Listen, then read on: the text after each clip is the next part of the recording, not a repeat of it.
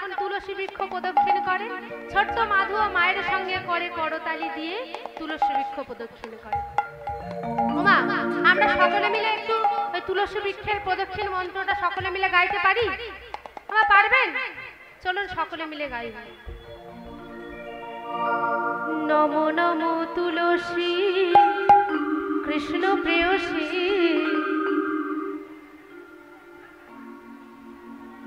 রাধা কৃষ্ণ সেবা পাবো এই অভিলাষী। নমো নমো তুলসী এই অভিলাষী, রাধা কৃষ্ণ সেবা পাবো এই অভিলাষী। সবাই মিলে এইদিকে বাদ পড়ে গেছে।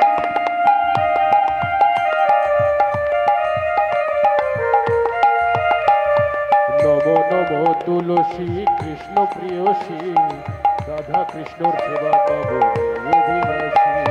নমো নমো তুলসী কৃষ্ণ প্রেয়সী, রাধা কৃষ্ণ সেবা পাবো এই অভিলাষী। আর নমো নমো তুলসী কৃষ্ণ প্রেয়সী, রাধা কৃষ্ণ চরণ পাবো এই অভিলাষী।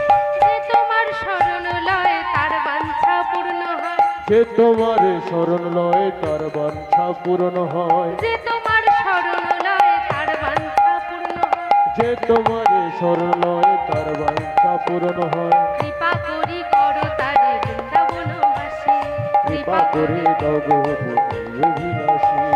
নমো নমো তুলসী কৃষ্ণ প্রেয়সী, রাধা কৃষ্ণ সেবা পাবো এই অভিলাষী। আর নমো নমো উলুধ্বনি! তুলসী কৃষ্ণ প্রেয়সী, রাধা কৃষ্ণ চরণ পাবো এই অভিলাষী।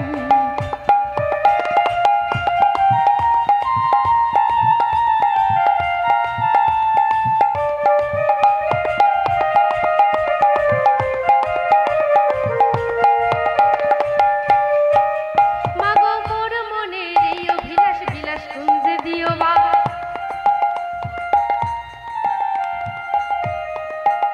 মাগো মোর মনের এই অভিলাষ বিলাস কুঞ্জে দিও বা।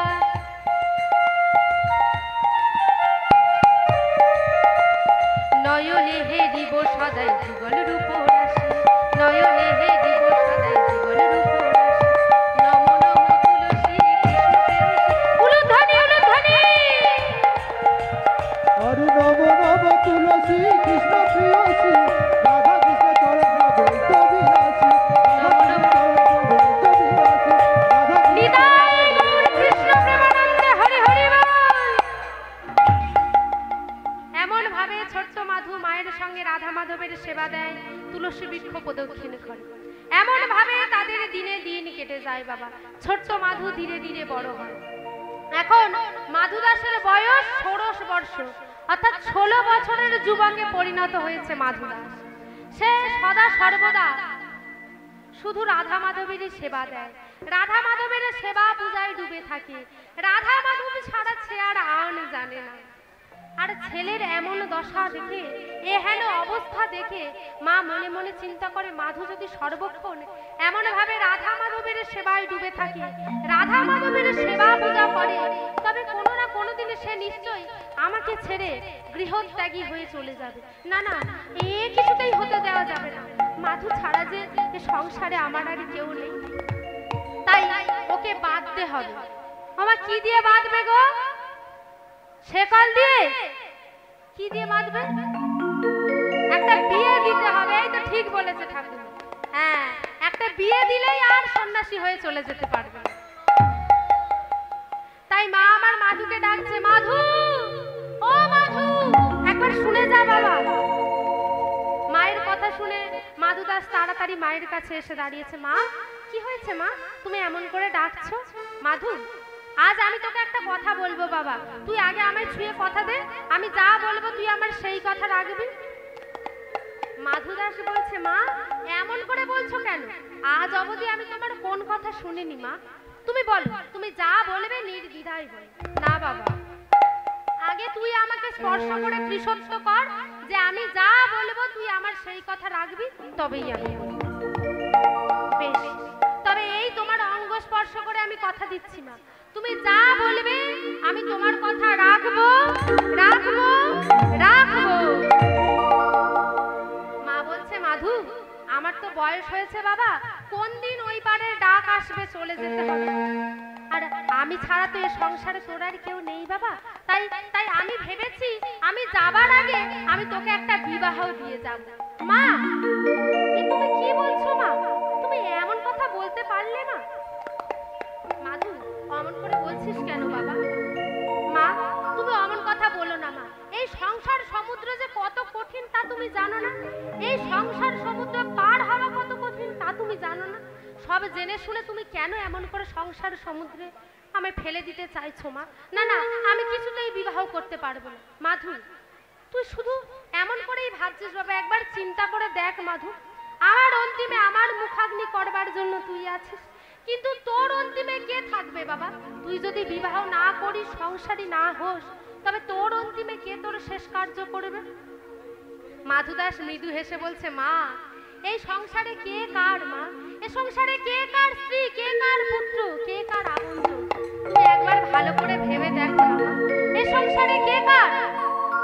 মাধুদাস মাকে বলছে, ভেবে দেখ মন কেউ কারো নয়, মিছে ভ্রম ভূমণ্ডলে। ভেবে দেখ মন কেউ কারো, মিছে ভ্রম ভূমণ্ডলে। ভেবে দেখ মন কেউ কারো, মিছে ভ্রম ভুবণ্ডলে। ভুলো না দক্ষিণা কালী, বদ্ধ হয়ে মায়া জালে। ভুলো না দক্ষিণাকালী, বদ্ধ হয়ে মায়া জলে। ভেবে দেখ মন কেউ কারো নয়, মিছে ভ্রম ভূমণ্ডলে। মা, একবার ভালো করে ভেবে দেখো তো মা, এই সংসারে কে কার? এই সংসারে তো কেউ কারো নয় বাবা। আমরা সকলে সংসারের মঞ্চে নাট্য অভিনয় করতে এসেছি বাবা। যেদিন আমাদের পাঠ শেষ হয়ে যাবে সেই দিন আমাদের চলে যেতে হবে। তাই এই সংসারে কেউ তো কারো নয় মা। তুমি কেন আমাকে মিছে মায়ার সংসারে আবদ্ধ করতে চাইছো? একবার ভেবে দেখো মা, যার জন্য মর ভেবে, সে কি তোমার সঙ্গে যাবে? যার জন্য মর ভেবে, সে কি তোমার সঙ্গে যাবে? সংসারে এসে এত আমার আমার করে মরছি মা। আমার ছেলে, আমার মেয়ে, আমার স্ত্রী, আমার পুত্র সবই আমার। একবার চিন্তা করে দেখি না মা, আমি কার? যার জন্য সারাদিন এত চিন্তা করছেন মা, একবার চিন্তা করে দেখুন তো। যেদিন আমাদের সেই ওই পারের ডাক আসবে, আমাদের চলে যেতে হবে, সেই দিন কি কেউ কারো সঙ্গে যাবে বাবা? না। তাই তো বলছে, যার জন্য মর ভেবে,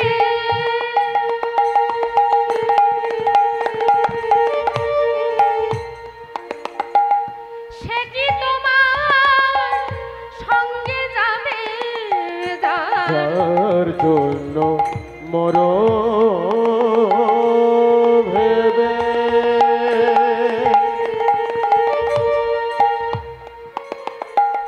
সে কি তোমার সঙ্গে যাবে? কেউ সাথে যাবে না বাবা। কি করবে জানেন? সেই প্রেয়সী দেবে ছড়া, অমঙ্গল হবে বলে। আবার সেই প্রেয়সী দেবে ছড়া, অমঙ্গল হবে বলে। সেই প্রেয়সী দেবে ছড়া, অমঙ্গল হবে বলে। সেই প্রেয়সী দেবে ছড়া, অমঙ্গল হবে বলে। ভেবে দেখ কেউ কারো নয়, মিছে ভ্রম ভূমণ্ডলে।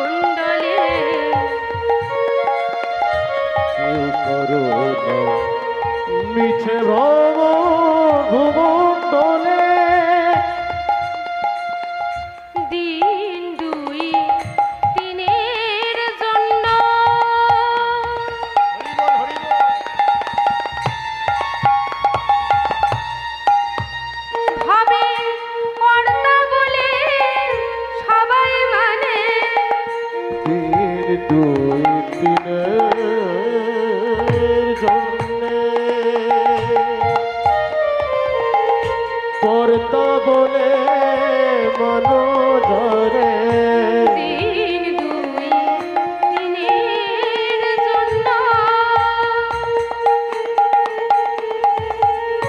কর্তা বলে সবাই মানে। দিন দুই দিনের জন্য কর্তা বলে সবাই মানে। সেই কর্তারে দেবে ফেলে কালাকালের কর্তায়। সেই কর্তারে দেবে ফেলে কালা কালের কর্তায়। সেই কর্তারে দেবে ফেলে কালাকালের কর্তায়। সেই কর্তারে দেবে ফেলে কালা কালের কর্তায়। ভেবে দেখ মন কেউ কারো মিছে ভ্রমণ্ডলে। ভেবে দেখ মন কেউ কারো নয়, মিছে ভ্রমণে ডলে। তাই মাধু দাস আজ মাকে বলছে, মা এই সংসারে কেউ কারো নয়, তুমি মিছে মায়ার সংসারে আমায় আবদ্ধ করো না মা। এই সংসার মাঝে পড়লে আমি যে আমার আপনজনকে ভুলে যাব মা। ওরে মাধু, অমন করে বলছিস কেন বাবা? আচ্ছা তুই বিবাহ করলে আমি কি তোকে ছেড়ে কোথাও চলে যাচ্ছি নাকি? মাধু দাস মৃদু হেসে বলছে, মা আমি তোমার কথা বলছি না গো। কি বললি মাধু? এই কথা তুই বলতে পারলি বাবা? আমি তোকে 9 মাস 10 দিন গর্ভে ধারণ করেছি, ছোট থেকে এত বড় করে তুলেছি, আজ তুই বলছিস আমি তোর আপন নই? মা অমন করে বলো না মা, আমি অমন ভাবে বলতে চাইনি। মাগো, যেদিন আমি তোমার গর্ভে ছিলাম সেই দিনও সে ছিল, আজও সে আছে, আর আমার অন্তিমেও সেই থাকবে। আমি যে সেই আপনজনের কথা বলছি মা। মা বলছে, শোন মাধু, আমি অত শত জানি না, তুই আমার অঙ্গ ছুঁয়ে ত্রিসত্য করেছিস, তোকে তোর কথা রাখতে হবে। আর কথা দিয়ে কথা না রাখলে তা কি হয় তা তো তুই জানিস বাবা। না না না, অমন করে বলো না মা, তুমি অমন করে বলো না।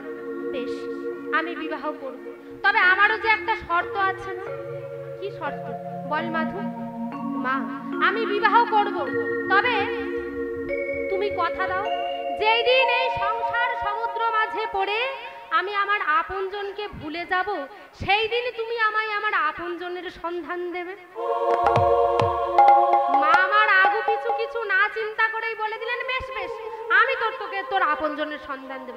এইবার তুই রাজি তো মাধু? তা বাবা, শুভ দিন দেখে ওই গ্রামেরই শেষ প্রান্তের এক মধ্যবিত্ত ঘরের কন্যা মাধবীর সঙ্গে মাধবীর বিবাহ হলো। মাধু দাস আজ বর বেশে চলেছেন বিবাহ করতে। বর বেশে টোপর মাথায় দিয়ে বিবাহ করতে চলেছে। কেমন করে? বর এলো বাড়িতে হলুদ রাঙা শাড়িতে, বাজারে সোনায় শাক বাজিয়ে উলু দিয়ে বর তুলিতে যাই, মোরা বর তুলিতে যাই। বর এলো বাড়িতে উলুধ্বনি,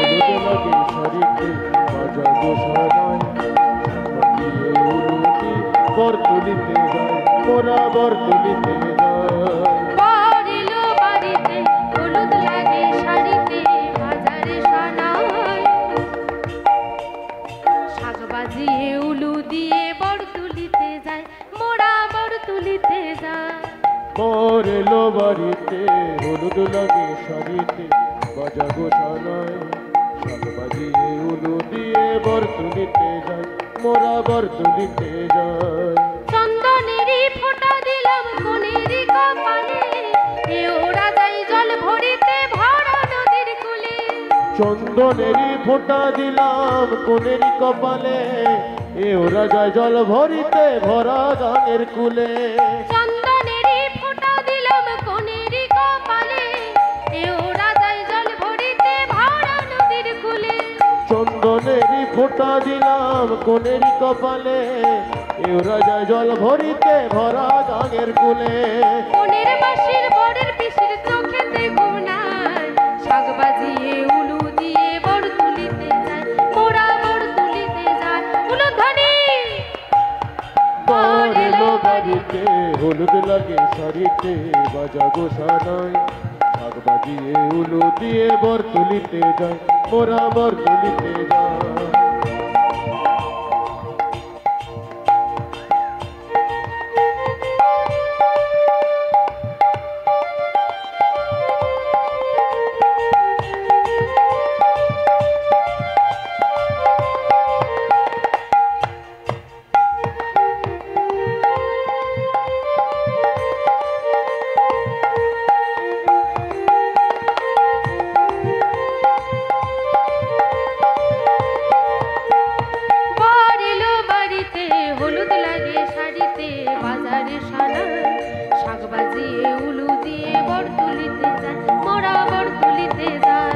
বাড়িতে হলুদ লাগে শাড়িতে বাজাবো সানাই বাজিয়ে উলু দিয়ে বর তুলিতে যায় মোরা বর তুলিতে যায়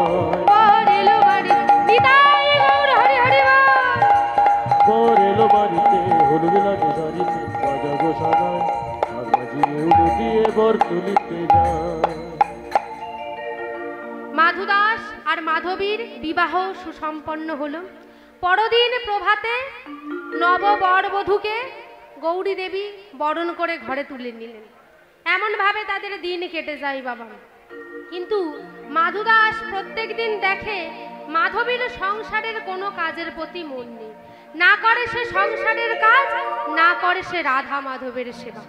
মনে মনে চিন্তা করে হয়তো নতুন এসেছে, কিছুদিন গেলেই সব ঠিক হয়ে যাবে, তাই আর কিছু বলে না বাবা। কিন্তু এমন ভাবে বেশ কিছুদিন অতিবাহিত হয়ে যাওয়ার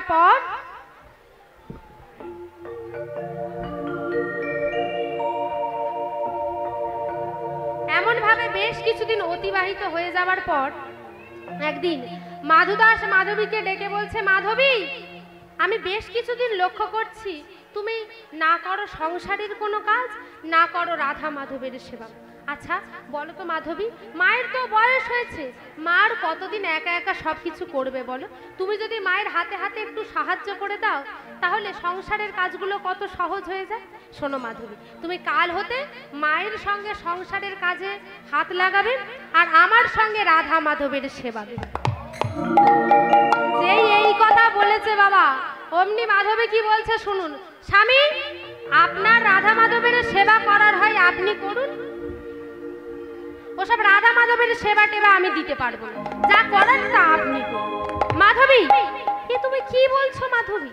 যিনি এই জগৎ সংসারের মালিক, স্রষ্টা, ভগবান, তুমি তার সেবা দিতে অস্বীকার করছো মাধবী? শুনুন স্বামী, আমি তো বলছি আপনার করার হয় আপনি করুন না, আমি এসব রাধা মাধবের সেবা টেবা দিতে পারবো না। মাধবী, আজ যা ভুল করে বলেছো বলেছো, আর কোনোদিন এ কথা বলো না। মাধবী,